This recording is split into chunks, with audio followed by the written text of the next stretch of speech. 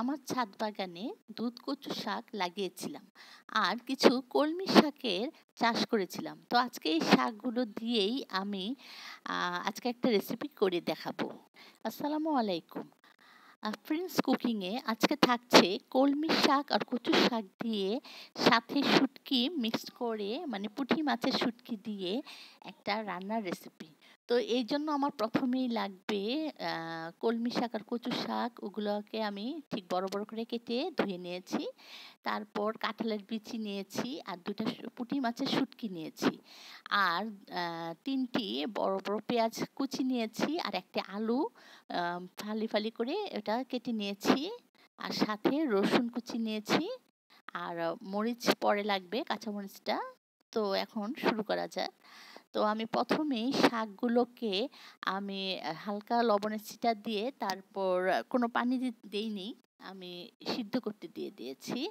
তো চুলায় এটা সিদ্ধ হচ্ছে আর এই ফাঁকে আমি শুটকিটাকে, পুঁটি মাছের শুটকির মধ্যে আঁশ থাকে, মাছের আঁশটাকে আমি চামচ দিয়ে চেঁচে নিচ্ছি, অর্থাৎ শুটকিটাকে আমি একটু ভালো করে পরিষ্কার করে নিচ্ছি, তারপর ধুয়ে নেব।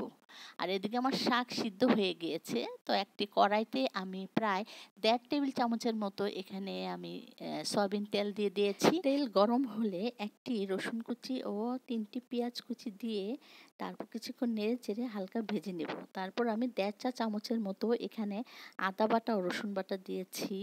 তারপর সামান্য কিছু পরিমাণে পানি দিয়ে আমি কিছুক্ষণ নেড়ে নিচ্ছি। এবার এতে আধা চা চামচের মতো করে ধনে গুঁড়া, মরিচ গুঁড়া আর হলুদ গুঁড়াও আমি এখানে দিয়ে দিচ্ছি। তারপর দিয়ে কিছুক্ষণ নেড়ে চেড়ে নিচ্ছি, মশলাটাকে হালকা একটু কষিয়ে নিচ্ছি আর সামান্য পরিমাণে লবণ এখানে দিয়ে দিচ্ছি, কারণ আমি ওই শাকগুলোতেও আমি কিছুটা লবণ দিয়েছি। তো এখন আমি যে সেই পরিষ্কার করা ওই যে পুঁটি মাছগুলো, মাছের শুটকিগুলোকে আমি দিয়ে দিয়েছি। তো আমি কিছুক্ষণ ঢেকে রান্না করেছি যাতে পুঁটি মাছের শুটকিগুলো গলে যায়, সিদ্ধ হয়ে যায়। তো আমি এবার ওই সেই আলু যে কেটে রেখেছিলাম আলুটাও দিয়ে দিচ্ছি, যাতে আলুটা আগে প্রথম দিয়েছি কারণ এটা যাতে তাড়াতাড়ি সিদ্ধ হয়ে যায়। তারপর সামান্য পরিমাণের পানিও আমি দিয়ে কিছুক্ষণ ঢেকে রেখেছি। তো আলু সিদ্ধ হলে এখানে আমি কাঁঠালের বিচি দিয়ে দিচ্ছি। এটা আপনারা স্কিপ করতে পারেন, কাঁঠালের বিচি আমার কাছে ছিল তাই আমি এটা দিয়েছি। তো আগে থেকে আমি এটা সিদ্ধ করে রেখেছিলাম। তো এবার আমি ওই শাকগুলো, সিদ্ধ শাকগুলো আমি দিয়ে দিয়েছি।